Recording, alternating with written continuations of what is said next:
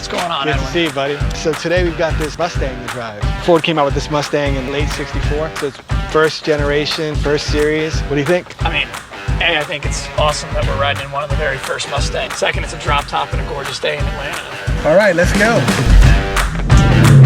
You had some Corvettes, right? Your first car was a Corvette or something? It was. After I got my license, went out looking for it. I always wanted a Corvette, and I found this 1978, 25th anniversary actually, Corvette.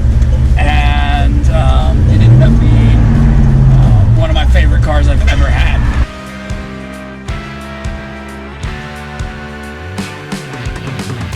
What do you think about electric cars? I'm a huge fan. You're a huge fan? I quite frankly wish Tesla would make a two-door again.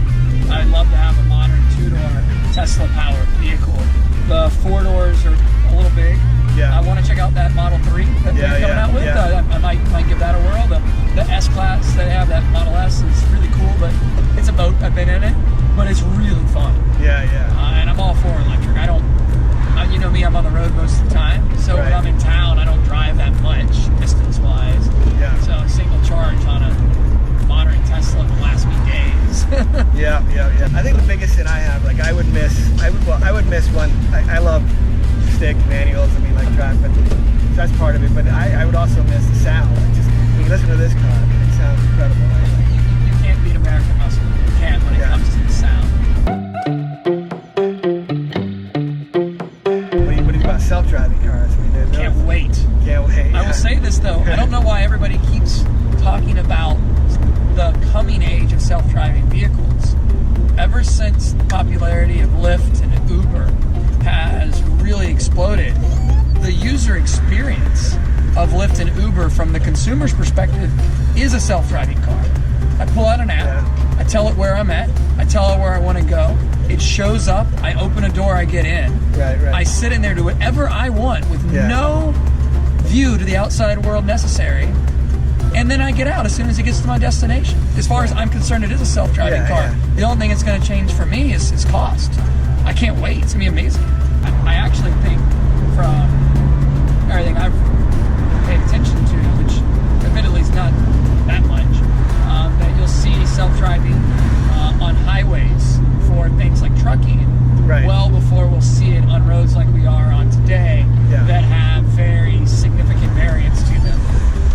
But for highway driving, for long haul portions of a trucking experience, it seems like that might be around the corner. But for daily driving in a city like right now, I think we got a little ways to go.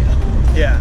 I think I heard from somebody on one of the self-driving projects that the level of engineering required to navigate a cul-de-sac is significally greater than the level of engineering to navigate a four-way stop, which I never would have thought about. And it's challenges like that we don't really fully appreciate, I think. Then you got the issue of jobs, though. Like what happens, if you're talking about, I think I saw where if you just got rid of all the taxi drivers and Uber drivers and truck drivers, we're talking about essentially 3 million jobs lost. It's something that really needs to be considered, but it's something that we've dealt with as a country and as a world many times before in multiple significant points in technology evolution. It's meaningful. 3 million jobs, 3 million people's lives, 3 million families, actually, probably 10 million people's lives, right? So it's not something we should in any way discount, but at the same time, we should start thinking about what comes next, not trying to stop what is obviously going to come. Right. So one of the first times we met, you told me the story about your time in high school and how you had to change high schools to stay in high school because you were hacking video games and making money. Hacking's a strong word. Yeah.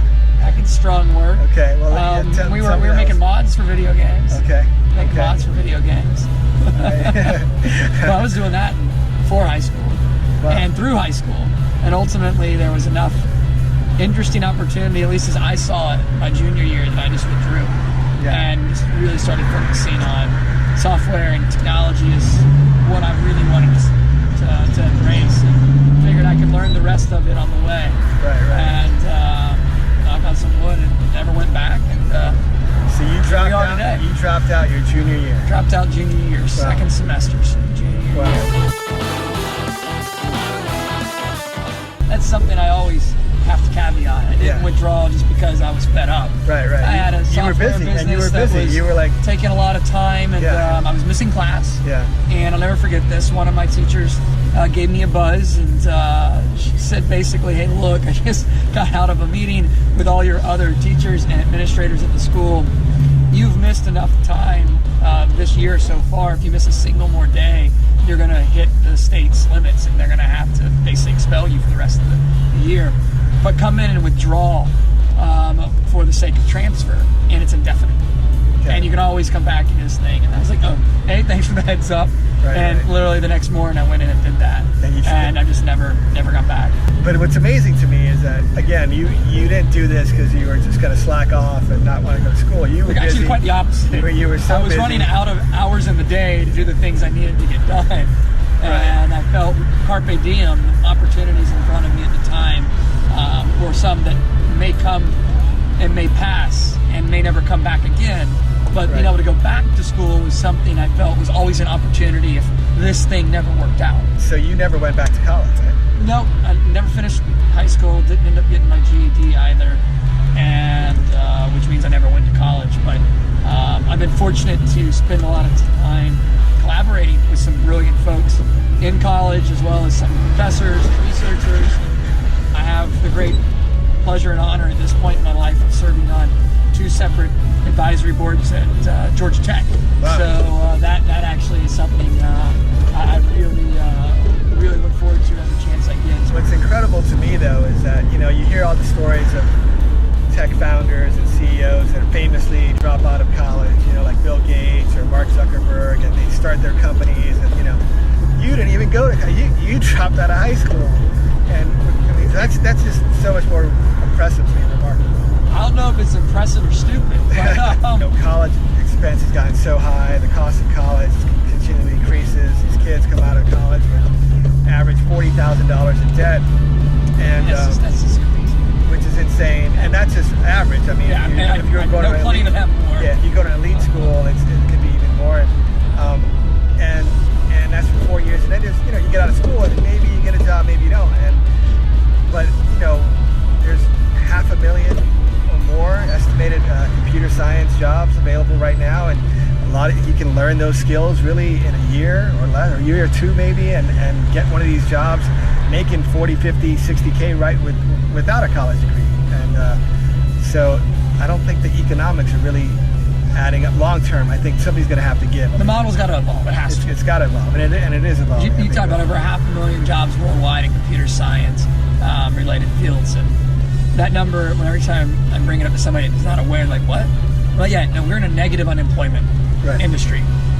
There is significantly more demand than there is talent.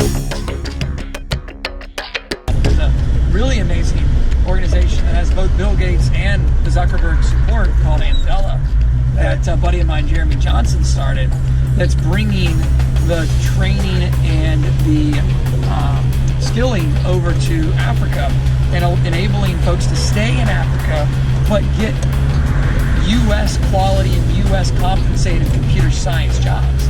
And every single person that gets one of those jobs lifts up their entire village because of the wealth disparity.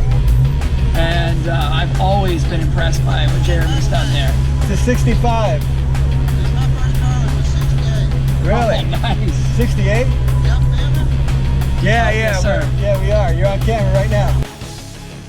I think I wrote my first mod for a game when I was like 12 or something. Wow. Wow. Yeah, Now a long time ago. I'm getting old. So what kind of language was it you're writing? Way back when, I know what that mod was in. It was in C++. Yeah. Wow. So you're writing C++ code. I started programming when I was around 10. Wow. And I picked up Java as it was really starting to pick up in the mid-90s. But I also picked up C++ as literally one of my first languages. I just picked up a book in the library and just started going at it. You just literally learned from a book. If you wanted to find me on a weekend, I was was the Uber geek, Uber nerd, very few friends. You want to find me on a weekend, I was in the nonfiction section of our local library. Wow. And Reading a C++ book. reading coding books and reading books on system administration and stuff like that. Wow.